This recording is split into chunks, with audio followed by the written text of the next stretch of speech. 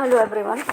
हम कर रहे हैं राजस्थान म्यूनिसिपैलिटी एक्ट का चैप्टर 4 जो कि नगर पालिका की संपत्ति से संबंधित है। ठीक है, म्यूनिसिपल प्रॉपर्टी।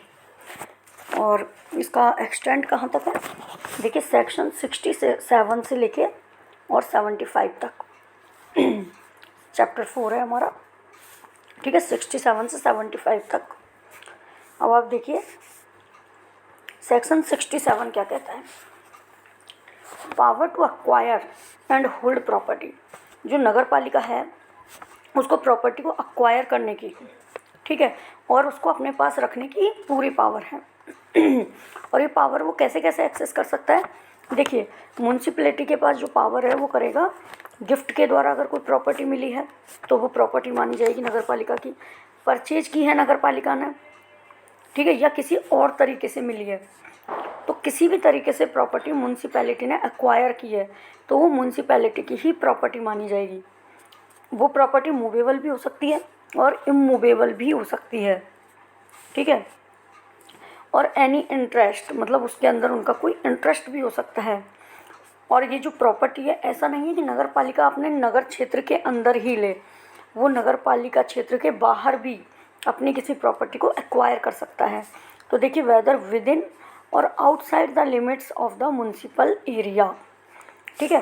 तो जो म्यूनिसिपैलिटी की जो प्रॉपर्टी है वो क्या होगा, power to acquire by gift, purchase और otherwise and hold movable property and immovable property और एनी इंटरेस्ट, ठीक है।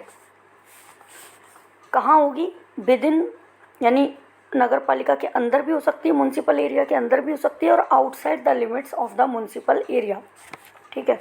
अब हम पढ़ेंगे सेक्शन 68। वो क्या कहते हैं हमें, वेस्टिंग ऑफ प्रॉपर्टी, मतलब कि संपत्ति का निहित होना। देखिए, प्रॉपर्टी राज्य सरकार के अधीन नहीं होगी, राज्य सरकार के द्वारा रिजर्व नहीं होगी, वो सारी नगर पालिका की प्रॉपर्टी ही समझी जाएगी, ठीक है। ये देखिए, all properties of the nature not being specially reserved by state government, जो कि स्टेट गवर्नमेंट के साथ रिजर्व नहीं है, जो कि राज्य सरकार के आरक्षित विभाग में नहीं है, वो सारी प्रॉपर्टी क्या मानी जाएगी, नगर पालिका की प्रॉपर्टी मानी जाएगी, ठीक है। नेक्स्ट देखिए,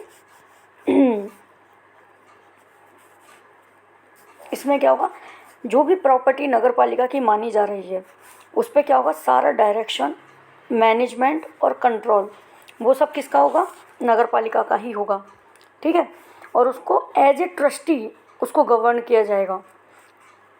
समझ में आई आपको बात। देखिए, जो भी प्रॉपर्टी राज्य सरकार के आरक्षित वर्ग में नहीं आ रही, राज्य सरकार ने आरक्षित नहीं की हुई कि स्टेट गवर्नमेंट की प्रॉपर्टी, वो सारी नगर पालिका की प्रॉपर्टी मानी जाएगी, ठीक है। उस पर जो भी डायरेक्शन, मैनेजमेंट और कंट्रोल होगा वो भी नगर पालिका का होगा।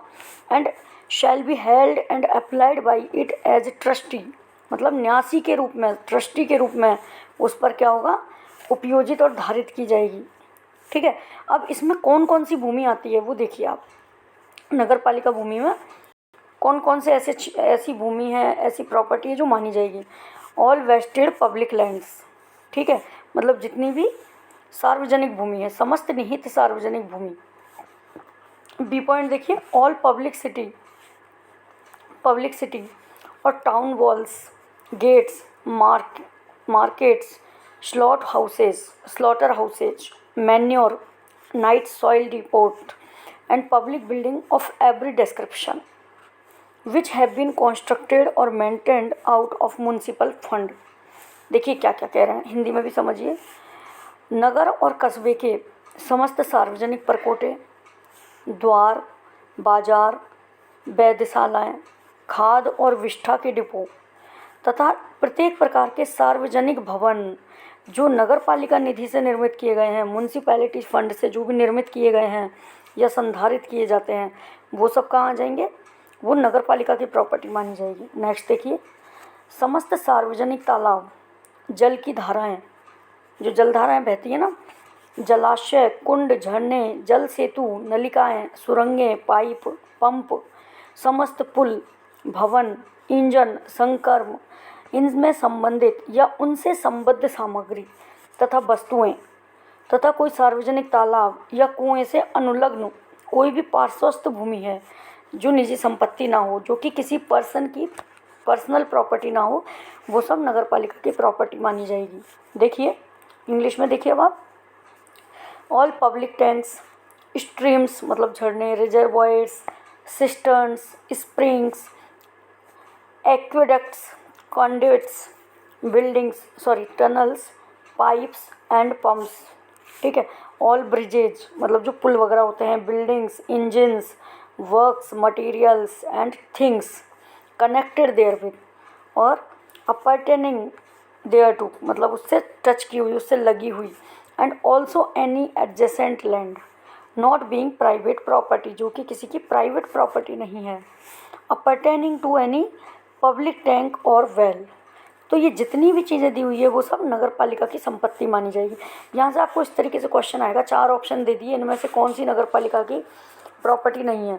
तो मान लो एक ऑप्शन दे दिया प्राइवेट प्रॉपर्टी या पर्सनल प्रॉपर्टी, ठीक है। एक ऑप्शन आपको ऐसे दे सकते हैं कि रिजर्व्ड बाई स्टेट गवर्नमेंट, और 3 आपको इनमें से दे दिए उठा के 3 कोई ऑप्शन, ठीक है। तो उनमें से आपको एक ऑप्शन अलग निकालना होगा कि ये नगर पालिका की प्रॉपर्टी नहीं मानी जाएगी, है ना। इस तरीके से क्वेश्चन आएंगे। नेक्स्ट देखिए, किसी मार्ग में उसके पार्श्व या उसके नीचे की समस्त सार्वजनिक मल की नालियाँ, मल नालियाँ और नालियाँ, जल सरणियाँ, सुरंगें, पुलियाएँ और जलमार्ग, ये सब भी क्या माने जाएंगे, नगर पालिका की संपत्ति मानी जाएगी। इंग्लिश में देख लो इसे, हिंदी वालों को भी इंग्लिश समझनी चाहिए, ठीक है। ऐसा नहीं है हिंदी वालों को हिंदी में ही पढ़ना है, इंग्लिश भी समझते हुए चलो। All public sewers, drains, channels, tunnels, culverts and water courses in along side और अंडर एनी स्ट्रीट, ठीक है। नेक्स्ट देखिए, समस्त सार्वजनिक मार्ग मतलब जो भी पब्लिक रोड बनी हुई है, पटरियां हैं रेलवे की, उन पर के पत्थर, जो पत्थर पड़े हुए, पत्थर डलवाती है गवर्नमेंट, अन्य सामग्री, ऐसे मार्गों में उपलब्ध कराए गए समस्त वृक्ष, जितने भी हम ये रोड पे वृक्ष देखते हैं वो सब नगर पालिका की प्रॉपर्टी मानी जाएगी। परिनिर्माण सामग्री, उपकरण तथा वस्तुएं। देखिए इंग्लिश में, ऑल पब्लिक स्ट्रीट्स, ठीक है, पेवमेंट्स मतलब footpath, stones, materials, other materials, trees, erections, materials, implements and things provided for such streets, ये सारी नगर पालिका की प्रॉपर्टी मानी जाएगी। नेक्स्ट देखिए, सभी सार्वजनिक उद्यान, जितने भी पार्क वगैरह बने हुए होते हैं ना हमारी कॉलोनीज में आसपास, वो सब नगर पालिका के हैं। बाग जिसमें चौक और सार्वजनिक खुली जगहें सम्मिलित हैं, कोई भी चौक बना रखा है सिटी में या कोई सार्वजनिक खुली जगह, तो वो सब नगर पालिका की प्रॉपर्टी है। देखिए, all public parks, gardens including squares, square मतलब चौक, एंड पब्लिक ओपन स्पेस, ठीक है। अब देखिए, all public Ghats on reverse, जो नदियों पर घाट बनाए जाते हैं और झरनों पे घाट होते हैं, टैंक होते हैं, वो सब नगर पालिका की प्रॉपर्टी है। ये देखिए, नदियों या जलधाराओं या तालाबों पर सभी सार्वजनिक घाट सब नगर पालिका के माने जाएंगे। नेक्स्ट देखिए, ऐसी सरकारी भूमियाँ जो नगर पालिका क्षेत्र के भीतर स्थित हों या बाहर, जिन्हें राज्य सरकार सामान्य या विशेष आदेश द्वारा नगर पालिका में निहित करे। देखिए, कोई भी भूमि है वो चाहे नगर पालिका के अंदर है चाहे वो नगर पालिका के बाहर है, लेकिन अगर राज्य सरकार ने, वहाँ की स्टेट गवर्नमेंट ने उसको स्पेशल किसी ऑर्डर के द्वारा या किसी जनरल ऑर्डर के द्वारा, सामान्य या विशेष आदेश के द्वारा उसको नगर पालिका में निहित किया है, तो उसको नगर पालिका प्रॉपर्टी माना जाएगा। देखिए, such government lands whether situate within the municipal area or out of the municipal area, as the state government may by general order or special order vest in the municipality, चाहे general order से या special order से state government ने किसी property को नगर पालिका की property घोषित कर दिया, तो वो नगर पालिका की ही प्रॉपर्टी मानी जाएगी, ठीक है। अब देखिए आगे, all public lamp post and apparatus connected there with or appertaining. देखिए हिंदी में, समस्त सार्वजनिक जो लैंप है, मतलब क्या होता है, रोड लाइट्स वगैरह लगाती है ना गवर्नमेंट, लैंपों के जो खंभे हैं तथा उनसे संबंधित जितने भी उपकरण हैं वो सारे नगर पालिका की प्रॉपर्टी मानी जाएगी। नेक्स्ट देखिए, समस्त सरकारी भवन, ठीक है, जितने भी सरकारी भवन हैं, निजी भूमियां हैं और भवन जो उनको दान के द्वारा या अन्यथा अंतरित किए गए हैं, मतलब नगर पालिका को अगर कोई चीज़ दान के द्वारा मिली है, कोई प्रॉपर्टी मूवेबल हो चाहे इमूवेबल, ठीक है, सरकारी भवन है, निजी भूमि है, वो सब भी क्या मानी जाएगी, नगर पालिका की प्रॉपर्टी मानी जाएगी। Government buildings and all private lands and buildings transferred by gift और अदरवाइज, ठीक है, ये सब नगर पालिका की प्रॉपर्टी है। All public places for disposal of the dead, ठीक है, जो मृत स्टॉक को डिस्पोज करने के लिए, जैसे जानवर मर गया कोई तो उनको करने के लिए जहाँ पब्लिक प्लेस पर कहीं डाला जाता है। Excluding those govern by any specific law, उनको एक्सक्लूड करते हुए, हटाते हुए, जो कि किसी स्पेसिफिक लॉ के द्वारा गवर्न किया जा रहा है। ये देखिए, मृत शरीरों के निर्वर्तन के लिए। अब मृत शरीरों का निर्वर्तन देखिए, एक तो जानवर होता है, एक इंसान होता है। इंसानों के लिए तो शमशान घाट बनते हैं और जानवरों को किसी भी जैसे नदी नाले या कोई ऐसी गंदी बस्ती में कहीं मतलब ऐसा डाला जाता है ना, जगह बनाई जाती है, तो जितने भी शमशान घाट वगैरह हैं, जो भी ऐसी जगह है, समस्त सार्वजनिक स्थान उनको छोड़कर जो इस निमित्त किसी विशेष विधि के द्वारा शासित हैं, ऐसे उन स्थानों को छोड़ा जाएगा, वो नगर पालिका के नहीं माने जाएंगे। जो किसी स्पेशल लॉ के द्वारा गवर्न हो रहे हैं, उनको छोड़ते हुए जितने भी मृत शरीरों के निर्वर्तन के स्थान हैं, वो सब नगर पालिका की प्रॉपर्टी मानी जाएगी, ठीक है। नेक्स्ट देखिए, सार्वजनिक मार्ग या सार्वजनिक स्थान पर संग्रहित सभी ठोस अपशिष्ट जिसमें मृत पशु और पक्षी सम्मिलित हैं, ठीक है, मतलब जो पब्लिक रोड है ना, पब्लिक प्लेस है, वहाँ पर कोई भी ठोस अपशिष्ट है या जिसमें मृत पशु और पक्षी सम्मिलित हैं। ये देखिए, ऑल सॉलिड वेस्ट मतलब ठोस अपशिष्ट जो कि पब्लिक स्ट्रीट्स में या पब्लिक प्लेस पर कलेक्ट किए गए हैं, including dead animals and birds, ठीक है, कोई भी मरा हुआ जानवर है, पक्षी है, वो सब नगर पालिका की, इसीलिए तो नगर पालिका उठवाती है, उनको फ़ोन करते हैं कि ये उठवा दो आप, या जानवर मर गया उठवाइए इसे, क्योंकि वो नगर पालिका के अंतर्गत आते हैं, ठीक है।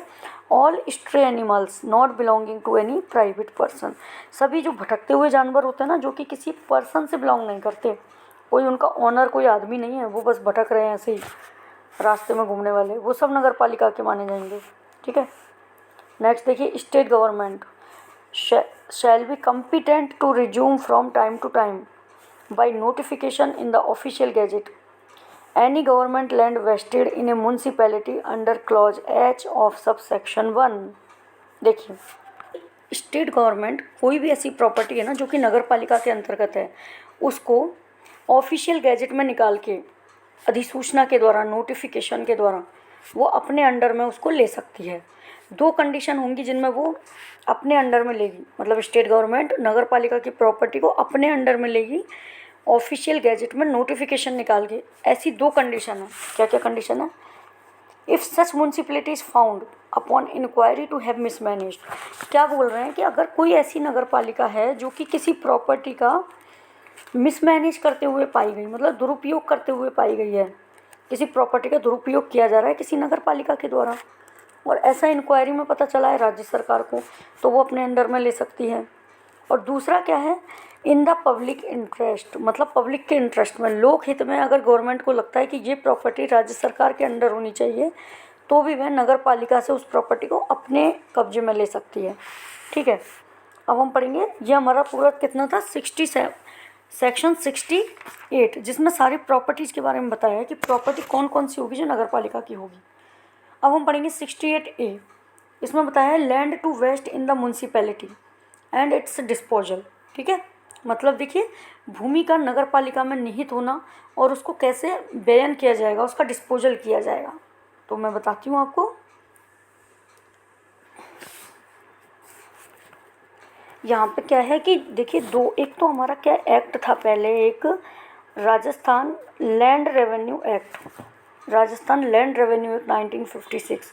तो ये बोल रहे हैं कि राजस्थान लैंड रेवेन्यू एक्ट 1956 के सेक्शन 103 में जिस भूमि की बात की गई है ना, जो कि क्लॉज ए के क्लॉज सेकंड में है, ठीक है, उसके अंदर अगर कोई भूमि आ रही है और दूसरा 102A में ये जो राजस्थान लैंड रेवेन्यू एक्ट है उसके सेक्शन 102A में जो भूमि आ रही है और जो नाजुल भूमि है उसको छोड़ते हुए, ठीक है, जितनी भी, तो ये तो वैसे ही दिया हुआ है, ठीक है, इसको आप वैसे मत लो, बस लिखा हुआ है तो मैंने आपको थोड़ा सा बता दिया।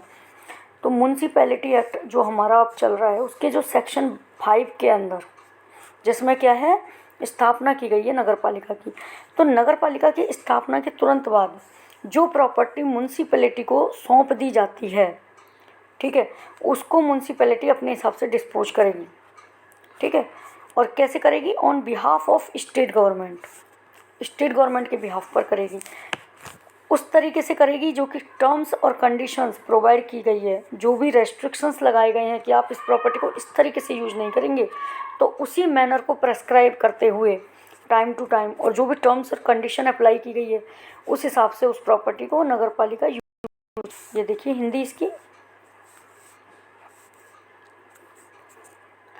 देखिए राजस्थान भू राजस्व अधिनियम 1956, मतलब राजस्थान लैंड रेवेन्यू एक्ट हो गया, ठीक है। इसमें धारा 103 में जो बताई गई है भूमि वह, दूसरा धारा 102 के में जो नाजुल भूमि है, ठीक है, उसको छोड़ते हुए, उस भूमि, इन दोनों टाइप की भूमि को छोड़ते हुए जो भी प्रॉपर्टी राज्य सरकार के द्वारा दी गई है, कब दी गई है, नगर पालिका के स्थापित होने के तुरंत पश्चात, ठीक है, जो भी भूमि राज्य सरकार के द्वारा नगर पालिका को सौंपी गई है वो उसको अपने हिसाब से उस पर क्या करेगी, ग्रहण करेगी, उसको राज्य सरकार के बिहाफ पर ऐसी भूमि को राज्य सरकार के निमित्त ग्रहण करेगी और ऐसे प्रयोजनों के लिए उपयोग करेगी जो कि उचित हों और शर्तों और निबंधनों के अध्ययन रहते हुए, जो भी स्टेट गवर्नमेंट टर्म्स और कंडीशन लगाती है और जो भी रीति करती है, मतलब जो भी मैनर प्रेस्क्राइब किया जाता है कि इस तरीके से भूमि का उपयोग किया जाएगा,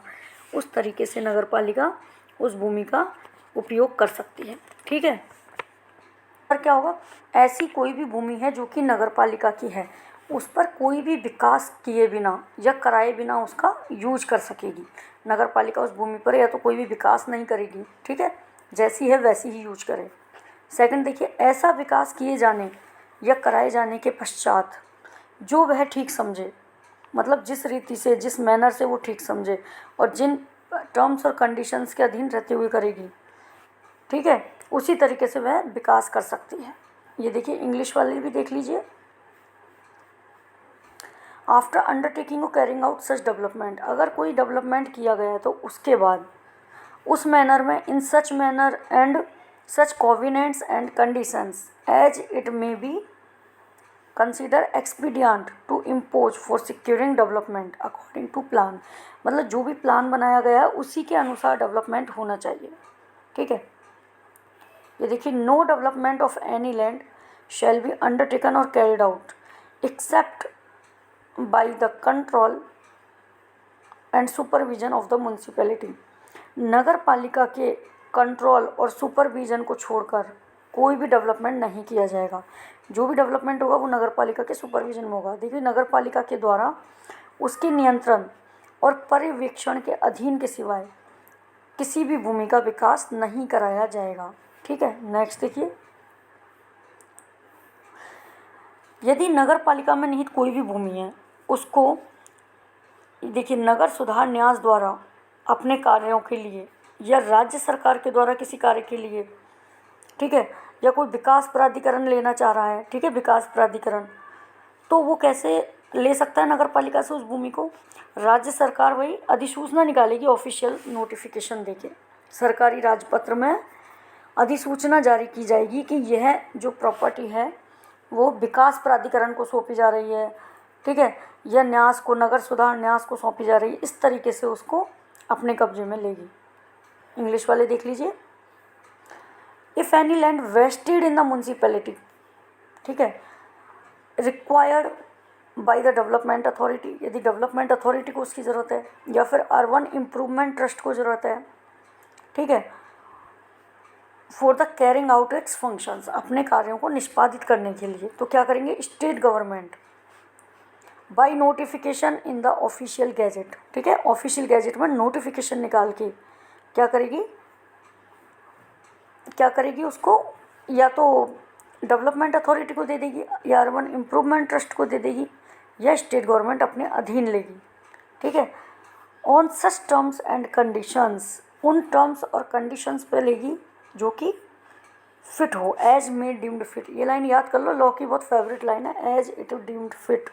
ठीक है, नेक्स्ट देख लीजिए, all land acquired by municipality और by the state government and transferred to the municipality shall be disposed of by municipality in the same manner as may be prescribed for land in subsection 1। इसमें कुछ भी नहीं है, ये मतलब वैसे ही दिया हुआ है। क्या बता रहे हैं कि जो भी प्रॉपर्टी म्यूनसिपैलिटी के द्वारा अक्वायर की गई है या जो स्टेट गवर्नमेंट के द्वारा अक्वायर करके म्यूनसिपैलिटी को ट्रांसफ़र की गई है, तो वो उसको किस तरीके से डिस्पोज ऑफ करेगा, मतलब उसका व्ययन किस तरीके से करेगा, जैसा कि प्रेस्क्राइब किया हुआ है सब सेक्शन 1 में।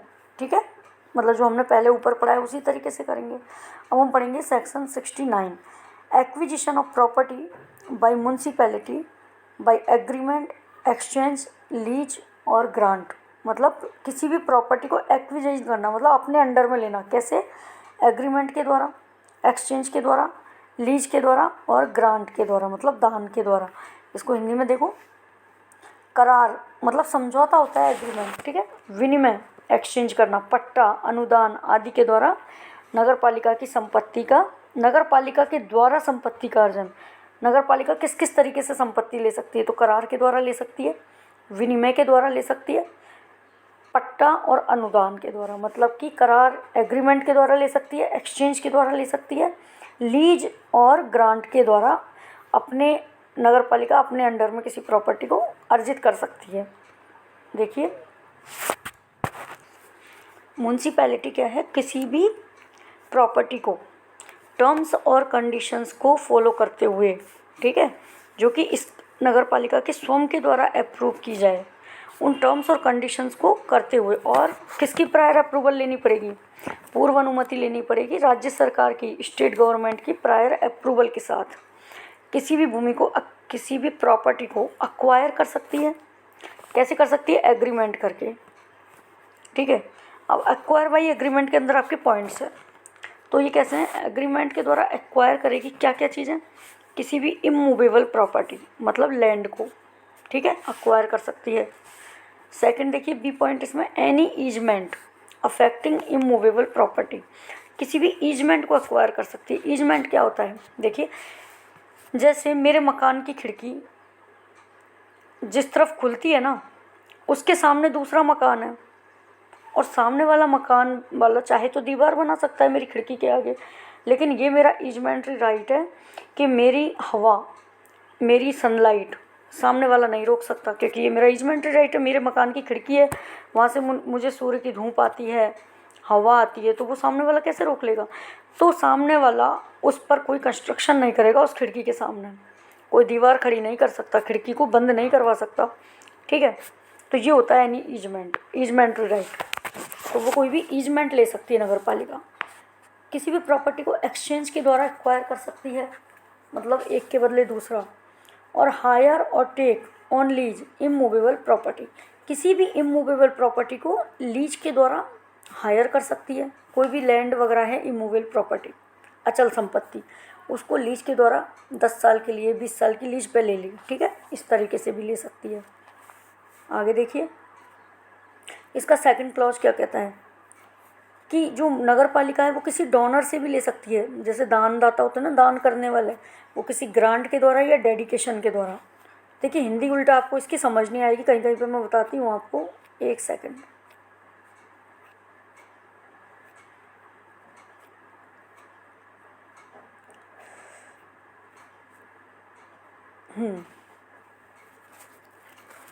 देखिए, ग्रांट और डेडिकेशन को क्या कहेंगे हिंदी में? कोई भी अनुदान, ग्रांट होता है अनुदान और डेडिकेशन होता है समर्पण। तो कोई भी डेडिकेशन इन समर्पण के द्वारा या अनुदान के द्वारा कोई भी भूमि वह डोनर से ले सकता है। In the form of any income, किसी आय के रूप में ले सकता है, या किसी मूवेबल और इमूवेबल प्रॉपर्टी यानी चल और असल संपत्ति के रूप में ले सकता है। ठीक है, जिससे कि नगर पालिका को बेनिफिट हो, उस भूमि को कार्य में लेते हुए, उस प्रॉपर्टी को कार्य में लेते हुए वो अपने फंक्शंस को कर सके, अपने कार्यों के निर्वहन को अच्छे से कर सके। ठीक है। नेक्स्ट देखिए third clause, it shall be lawful for the municipality. ये क्या कह रहे हैं कि म्यूनसिपैलिटी क्या कर सकती है कि वो किसी ट्रस्ट की बेनिफिशियरी भी बन सकती है। ठीक है, नगर पालिका चाहे तो वो किसी ट्रस्ट की बेनिफिशियरी बन सकती है। और किसके अंदर, under the charitable and religious trust act 1920 के अंडर ये चीज़ आती है। ठीक है, इसको बोलते हैं पूर्त और धार्मिक न्यास अधिनियम 1920। इसके अंतर्गत क्या कर सकती है नगर पालिका, किसी न्यास का हितग्राही होना विधिपूर्ण होगा। किसी न्यास की हितग्राही बन सकती है, मतलब किसी भी जो ट्रस्ट है उसकी बेनिफिशियरी बन सकती है। ठीक है, अब हम करेंगे section 69A, acceptance of surrender of rights in certain lands and issue of free hold पट्टा। देखिए ये क्या कह रहे हैं, उसके पास नॉन एग्रीकल्चर लैंड है, मतलब गैर कृषि भूमि है।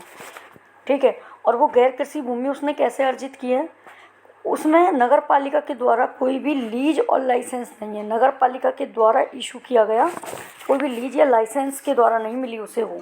तो ऐसे में वह व्यक्ति क्या कर सकता है, फ्री होल्ड पट्टा लेने के लिए, ठीक है, मतलब पूर्ण स्वामित्व का पट्टा जारी करवाने के लिए उस भूमि को सरेंडर कर सकता है। ठीक है, अपने राइट्स को सरेंडर कर सकता है। Surrender his rights in such land in favour of the municipality. वह क्या करेगा, म्यूनसिपैलिटी के फेवर में अपने राइट्स को सरेंडर कर देगा, जिससे कि उसको फ्री होल्ड राइट्स मिल जाए। ठीक है, फ्री होल्ड राइट्स यानी पूर्ण स्वामित्व पट्टा प्राप्त कर सकता है वो। अगर किसी दूसरे लॉ के अंदर भी क्या है कि किसी व्यक्ति के पास कोई प्रॉपर्टी है तो उस पर भी वो क्या फ्री होल्ड पट्टा मतलब पूर्ण स्वामित्व का अधिकार प्राप्त कर सकता है। ठीक है, लेकिन अगर वह प्रॉपर्टी कैसी है, वह प्रॉपर्टी लीज होल्ड बेसिस की है, लीज होल्ड के आधार पर अगर उसने वो प्रॉपर्टी अर्जित कर रखी है तो ऐसे में क्या होगा, वन टाइम उसको लीज मनी देनी पड़ेगी। वन टाइम लीज मनी देने के बाद नगर पालिका में उसको पूर्ण स्वामित्व का पट्टा मिल जाएगा। ठीक है, ये देखिए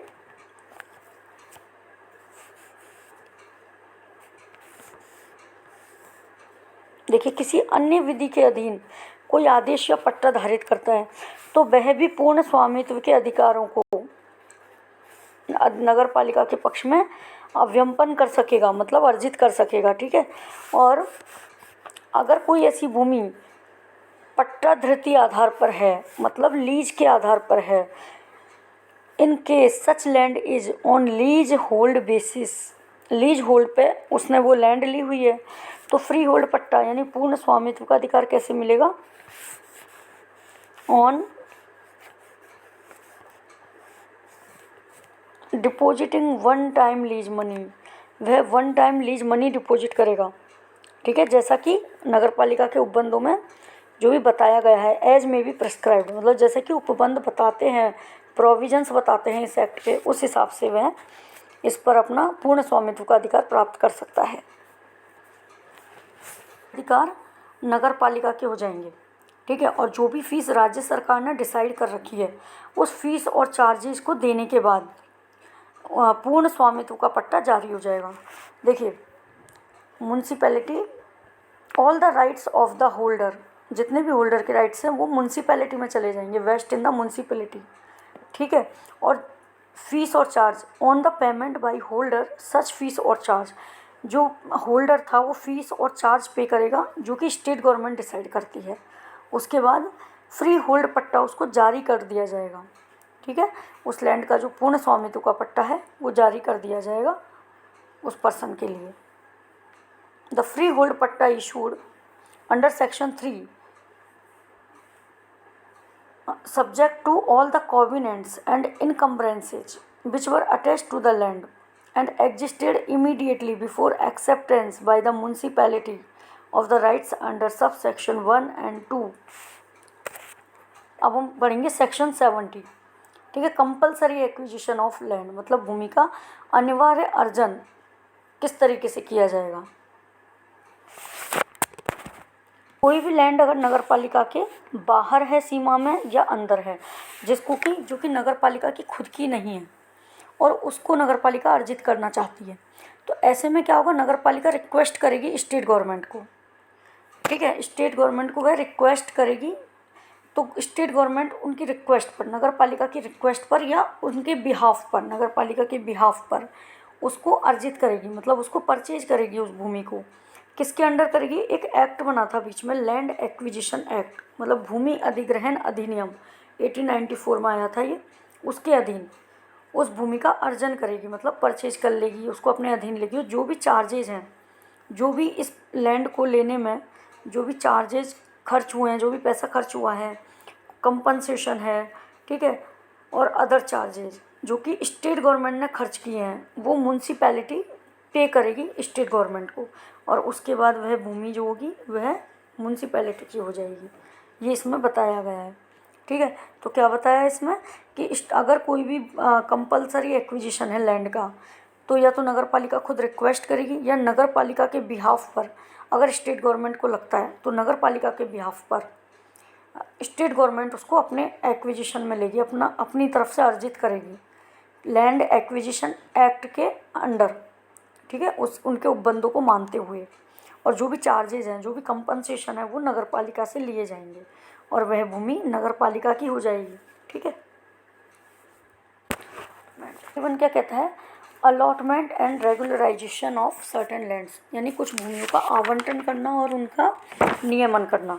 तो म्यूनसिपैलिटी किसी भी ऐसी भूमि को आवंटित कर सकती है, मतलब किसी पर्सन को अलॉट कर सकती है और उसका नियमन उसके हाथ में दे सकती है। लेकिन क्या होगा ऐसे केस में? क्या होगा? देखिए, म्यूनसिपैलिटी क्या लेगी? उससे बस चार्जेस लेगी, उसके पैसे लेगी, ठीक है। अर्बन असेसमेंट और प्रीमियम, एक तो अर्बन असेसमेंट का जो चार्ज लगता है वसूल, नगरीय निर्धारण कर होता है एक तो, है ना, और दूसरा उसका प्रीमियम लगता है।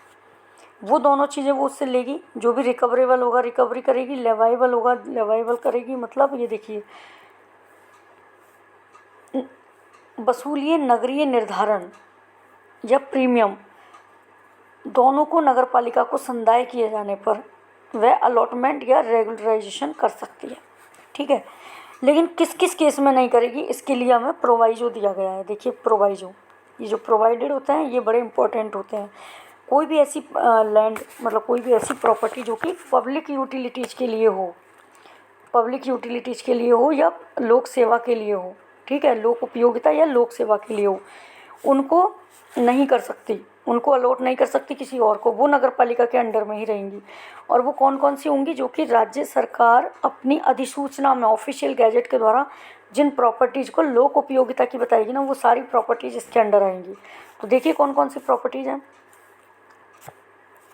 देखिए, उद्यान, पौधशाला, सिविल या सैन्य विमानन, बस अड्डा, परिवहन टर्मिनल, रेलवे, सार्वजनिक सड़कें, राजमार्ग, फुटपाथ, मल प्रवाह, जल प्रदाय, विद्युत प्रदाय, टेलीफोन लाइनें, अस्पताल, विद्यालय, शैक्षिक संस्था, विश्वविद्यालय, शमशान घाट, कब्रिस्तान के लिए और अन्य ऐसे प्रयोजनों के लिए जो राज्य सरकार के द्वारा राज्य पत्र में अधिसूचना के द्वारा विनिर्दिष्ट करे, सम्यक रूप से उन्हें चिन्हित किया गया है, ठीक है। अब देखिए ये क्या कहते हैं, जो भी चार्जेज, जो भी अलॉटमेंट किया है या जो भी रेगुलराइजेशन किया है, उससे जो पैसा आया है, हमने पैसा लेके तो क्या है, प्रीमियम लिया है और नगरीय निर्धारण कर लिया है। तो जो भी चार्जेस रियलाइज, मतलब जो चार्जेस वसूल किए हैं सामने वाली पार्टी से, वो किस में जमा होंगे? Credited to the consolidated fund of the state and the fund of the municipality. वह राज्य के, मतलब स्टेट के जो कंसोलिडेटेड फंड होता है, संचित निधि, राज्य की संचित निधि में जाएंगे और नगर पालिका फंड में उस पैसे को डाला जाएगा। तो ये डिसाइड कौन करेगा? State government. जैसे भी स्टेट गवर्नमेंट डिसाइड करती है ना, डिटरमाइंड बाई स्टेट गवर्नमेंट, जो भी स्टेट गवर्नमेंट डिसाइड करती है उसके हिसाब से या तो राज्य की संचित निधि में जाएगा या म्यूनसिपैलिटी फंड में जाएगा, ठीक है। नेक्स्ट देखिए सेक्शन 72। देखिए क्या बताया गया, contracts by officers appointed by government to execute municipal works and payment for such works. क्या होता है, नगर पालिका का कोई कार्य है, ठीक है, तो नगर पालिका के किसी कार्य के लिए राज्य सरकार ने किसी व्यक्ति को कॉन्ट्रैक्ट पर अपॉइंट किया है, तो ऐसे में उस व्यक्ति को उस कार्य के लिए पेमेंट करेगी नगर पालिका। बस यही बात इस सेक्शन के अंदर की गई है और कुछ भी नहीं है इसके अंदर, सेम यही बात है। ठीक है, अब हम पढ़ेंगे section 73, provisions relating to transfer of property and contracts. मतलब प्रॉपर्टी का ट्रांसफ़र और कोई भी कॉन्ट्रैक्ट अगर नगर पालिका कर रही है तो वह किस तरीके से होगा। कि नगर पालिका किसी भी कॉन्ट्रैक्ट में अपने आप को एंटर कर सकती है, मतलब किसी भी कॉन्ट्रैक्ट को कर सकती है। किससे संबंधित हो सकता है कॉन्ट्रैक्ट, देखिए किसी भी मूवेबल प्रॉपर्टी और इमूवेबल प्रॉपर्टी से संबंधित। ठीक है, या कोई भी नगर पालिका की खुद की भूमि है या फिर गवर्नमेंट की लैंड है, इस तरीके की कोई भी प्रॉपर्टी है, मूवेबल, इमूवेबल, म्युनिसिपल लैंड और गवर्नमेंट लैंड, उसको लीज कर सकती है, सेल पे दे सकती है, रेगुलराइज कर सकती है, किसी दूसरे को अलॉट कर सकती है और ट्रांसफ़र कर सकती है। ठीक है, ये सारे कार्य कोई भी कॉन्ट्रैक्ट कर सकती है, ये सारे कार्य नगर पालिका कर सकती है। किस तरीके से, पूरी टर्म्स और कंडीशंस को फॉलो करते हुए। और इस एक्ट में जो प्रावधान दिए गए हैं ना, नगर पालिका एक्ट में जो प्रावधान दिए गए हैं उनके अधीन रहते हुए ये सारे कार्य नगर पालिका कर सकती है। प्रोवाइजो, अब प्रोवाइजो क्या दिया हुआ है देखिए, ये देखिए, नो सच, मतलब कोई भी ऐसी लीज, सेल, रेगुलराइजेशन और अलॉटमेंट और ट्रांसफ़र, कोई भी लीज जो की गई है, सेल है, कोई भी नियमन किया गया है, रेगुलराइजेशन, अलॉटमेंट किया गया है और ट्रांसफ़र किया गया है, या कोई कॉन्ट्रैक्ट किया गया है, वह म्युनिसिपैलिटी पर कब तक बाध्य नहीं होगा, अनलेस, जब तक कि इस एक्ट के प्रोविजंस की कन्फर्मिटी ना हो। इस एक्ट को साथ में लेते हुए, इसके रूल्स को फॉलो करते हुए जब तक ये सारे कार्य नहीं किए गए तब तक यह बाध्य नहीं होगा। ठीक है, दूसरा देखिए इसका सेकंड प्रोवाइजो क्या कहता है, फर्स्ट प्रोवाइजो का सेकंड क्लॉज। ठीक है, no lease, sale, regularisation, allotment or transfer or any other contract of any government land shall be valid. जैसे नगर पालिका ने कोई भी गवर्नमेंट लैंड के लिए कोई लीज दी, सेल पे दिया, सेल किया, रेगुलराइजेशन किया, अलॉटमेंट किया, ट्रांसफ़र किया, तो वह जो गवर्नमेंट लैंड का है वो वैलिड कब तक नहीं माना जाएगा, जब तक कि जो अथॉरिटी, जिसको अथॉरिटी दी है ना गवर्नमेंट ने, उस प्रेस्क्राइब अथॉरिटी के द्वारा उसको कंफर्म नहीं किया जाए, उस सेल को, लीज को कंफर्म नहीं किया जाए उसी मैनर में जैसे कि प्रेस्क्राइब की गई है। ठीक है, तब तक वह माना नहीं जाएगा। ठीक है, किसी पर वैलिड नहीं होगा वो, ये कहता है। इसके बाद आएगा हमारा सेकंड प्रोवाइजो। सेकंड प्रोवाइजो देखिए, अब आप कोई भी प्रॉपर्टी जो कि नगर पालिका लीज पर दे रही है, सेल कर रही है, अलॉट कर रही है, उसमें से क्या होगा, जो 20% हिस्सा है वो इकोनॉमिकली वीकर सेक्शन के पास जाएगा। ठीक है, और किस दर पर, बहुत कंसेशनल रेट पर, रियायती दरों पर, जो कि राज्य सरकार निर्धारित करे उस रेट पर उनको आवंटित करना पड़ेगा। रिजर्व कर दिया 20%। ठीक है, एटलीस्ट 20% ऑफ प्लॉट्स और housing units in projects allotted to economically weaker sections and low income group at such concessional rates, उन कंसेशनल रेट्स पर दिया जाएगा जो कि नोटिफाइड बाई स्टेट गवर्नमेंट, जो कि राज्य सरकार निर्धारित करेगी। ठीक है, अब हम इसकी एक्सप्लेनेशन पढ़ेंगे। एक्सप्लेनेशन क्या कहती है, कौन सी होती है, मतलब सरकारी भूमि कौन सी होगी। तो इसमें 3 चीज़ें बताइए, देखिए कौन कौन सी लैंड को गवर्नमेंट लैंड माना है, जो कि सेक्शन 68 के सबसेक्शन 1 के क्लॉज H में दी गई है। सेक्शन 68 के सबसेक्शन 1 के क्लॉज H में जिस भूमि की बात की गई है वह सरकारी भूमि है। ठीक है, नेक्स्ट नाजुल लैंड। नाजुल लैंड कहाँ डिफाइन की गई है, राजस्थान लैंड रेवेन्यू एक्ट 1956 के सेक्शन 3 में नाजुल लैंड की बात की गई है। वह नाजुल लैंड भी क्या है, सरकारी भूमि है। और थर्ड क्या है कि स्टेट गवर्नमेंट के द्वारा जिस भूमि को म्युनिसिपैलिटी डिस्पोज कर सकती है, बेयन कर सकती है, उसको भी सरकारी भूमि के अधीन रखा गया है। ठीक है, तो ये 3 पॉइंट है कि सरकारी भूमि कौन कौन सी होती है। देखिए आगे इसमें क्या बताया है कि जब भी नगर पालिका कोई भी लीज पर कोई चीज़ दे रही है या सेल कर रही है, अलॉटमेंट कर रही है, कॉन्ट्रैक्ट कर रही है, रेगुलराइज कर रही है, तो ऐसे में स्टेट गवर्नमेंट या उसके द्वारा अपॉइंट कोई भी अधिकारी या अधिकृत व्यक्ति अपने जो भी ये जो कॉन्ट्रैक्ट किया गया है, सेल की गई है, उससे रिलेटेड अभिलेख को, रिकॉर्ड्स को अपने पास मंगवा सकती है। Call for the relevant record, ठीक है।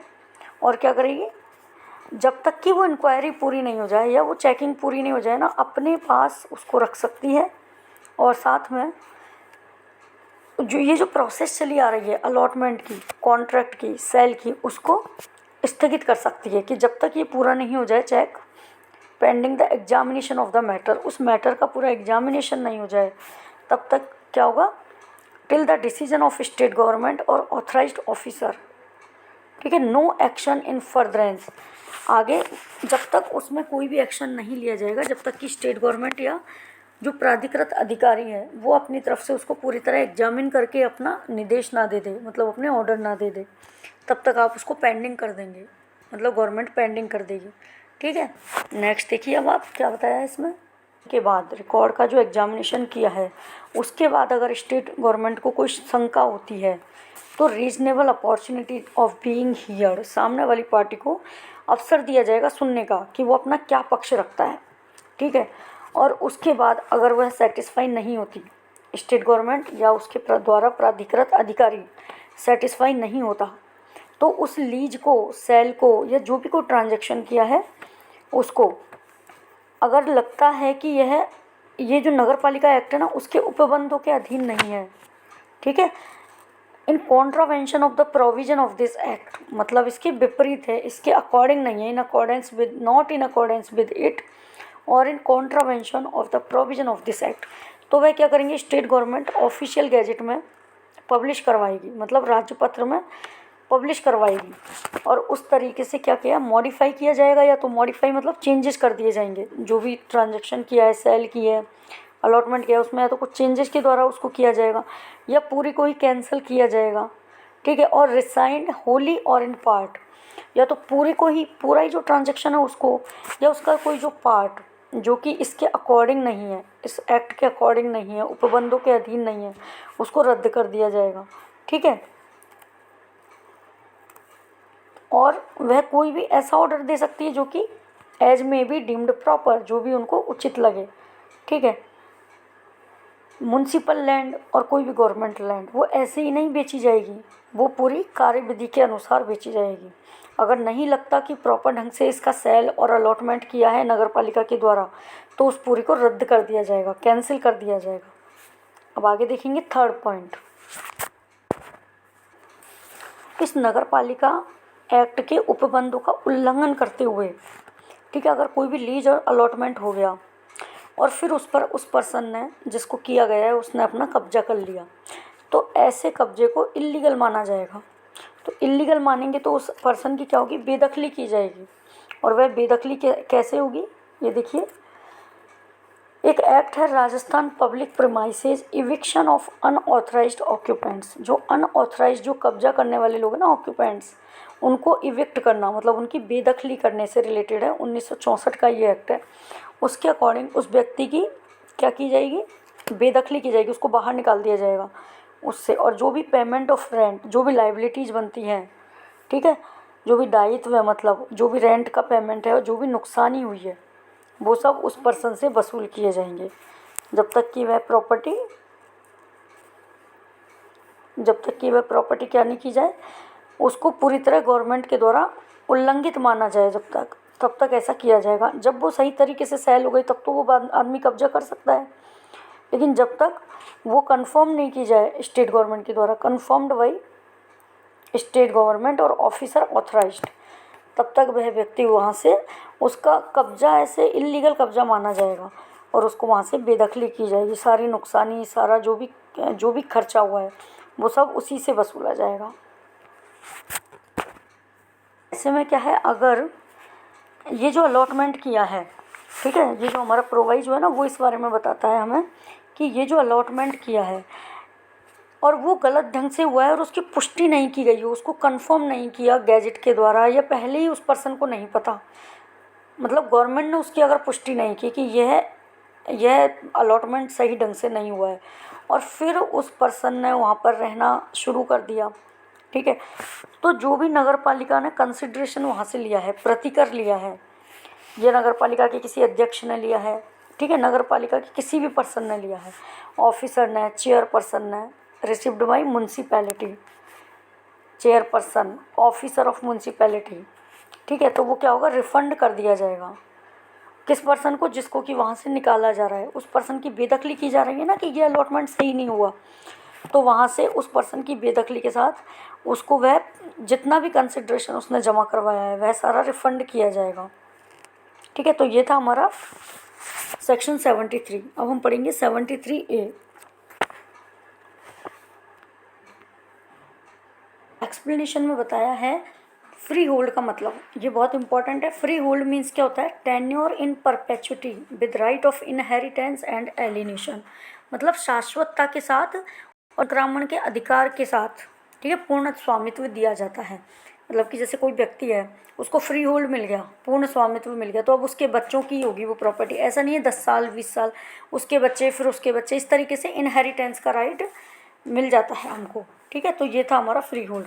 इसके बाद के 2 सेक्शन जो बच रहे हैं हमारे 73B, 74 और 75, ये मैं आगे के वीडियो में आपको बताऊंगी। ये वीडियो काफ़ी लंबी हो गई है, तो थोड़ा सा ये हम बाद में करेंगे। Thank you.